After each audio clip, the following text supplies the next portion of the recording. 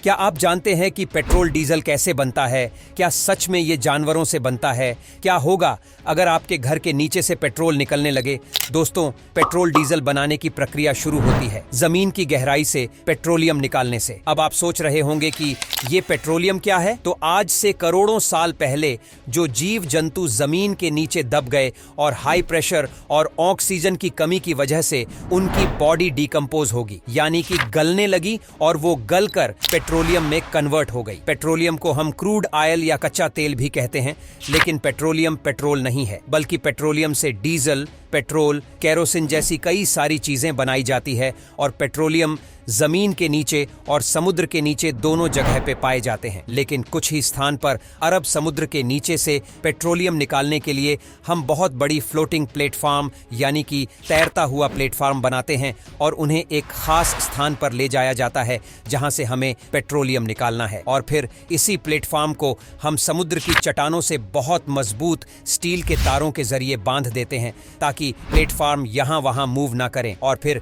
इसी प्लेटफॉर्म पर हम बहुत बड़ी बिल्डिंग या फिर बोरिंग मशीन लगा देते हैं और फिर उस मशीन की सहायता से हम सी हेड यानी कि समुद्र की सतह से हम इतनी गहराई तक ड्रिलिंग या बोरिंग करते हैं जब तक हमें पेट्रोलियम ना मिल जाए। और फिर जब हमें पेट्रोलियम मिल जाता है तो हम उसमें पाइप या फिर पंप का सिस्टम फिट कर देते हैं जिससे हमें लगातार पेट्रोलियम मिलता रहे। ठीक इसी प्रकार हम जमीन पर भी चुने हुए स्थान में बोरिंग या फिर ड्रिलिंग कर सकते हैं और वहां पर भी पाइप और पंप का सिस्टम सेंड कर देते हैं जिससे हमें लगातार पेट्रोलियम मिलता ही रहता है। अब इस पेट्रोलियम को पेट्रोल और डीजल में बदलने के लिए इसे रिफाइनरी में भेजते हैं डिस्टिलेशन प्रोसेस के लिए।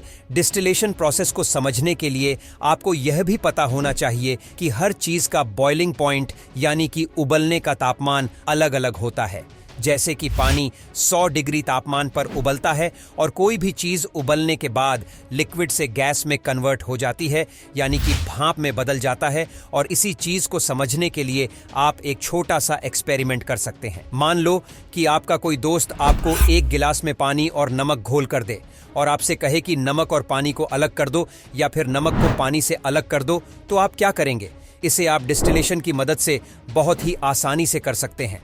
बस आपको उस ग्लास के पानी को एक बाउल में डालकर गैस पर गर्म होने के लिए रख देना है, क्योंकि पानी 100 डिग्री पर उबलता है और नमक 1500 डिग्री पर उबलता है। इसलिए कुछ ही समय बाद पानी उबलना शुरू हो जाएगा और वह भाप में बदलने लगेगा। अब भाप को इकट्ठा करने के लिए आप एक तीसरी प्लेट लगा सकते हैं बाउल के ऊपर और प्लेट भाप को इकट्ठा कर कर पानी की बूंदों में बदलती रहेगी और ये पानी की बूंदें खिसक कर एक प्लेट की साइड में गिरती रहेगी। और इन गिरती हुई बूंदों को इकट्ठा करने के लिए आप कोई दूसरा बर्तन रख सकते हैं और कुछ ही टाइम के बाद आप देखेंगे कि बाउल में से सारा पानी गायब हो जाएगा और वो साइड वाली बर्तन में इकट्ठा हो जाएगा और उबलने के बाद सिर्फ नमक ही नमक बचेगा, जिसे आप अपने दोस्त को दिखा सकते हैं कि मैंने पानी में से नमक को अलग कर दिया है। इसी प्रक्रिया को हम डिस्टिलेशन कहते हैं, क्योंकि पेट्रोलियम एक नेचर होता है जो पेट्रोल, डीजल और केरोसिन जैसी कई सारी चीजों का है, इसलिए हमें उसका डिस्टिलेशन करना पड़ता है अलग अलग चीज पाने के लिए। दोस्तों, पेट्रोलियम का डिस्टिलेशन करने के लिए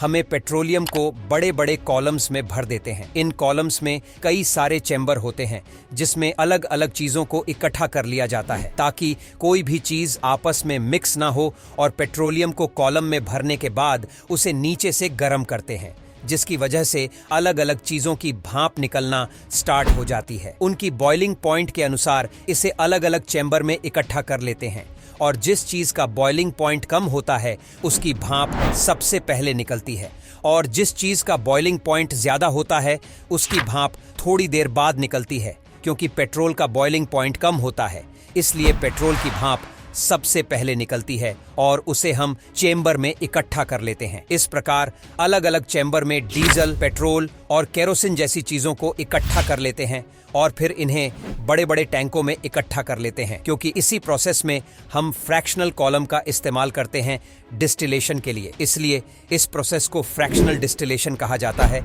और फ्रैक्शनल डेस्टिनेशन के बाद जो पेट्रोल डीजल बनता है उसे हम टैंकों में भर भर कर अलग अलग पेट्रोल पंप पर भेज देते हैं, जो हमारे उपयोग के लिए बिल्कुल तैयार है। तो इस प्रकार से पेट्रोल, डीजल और केरोसिन बनता है।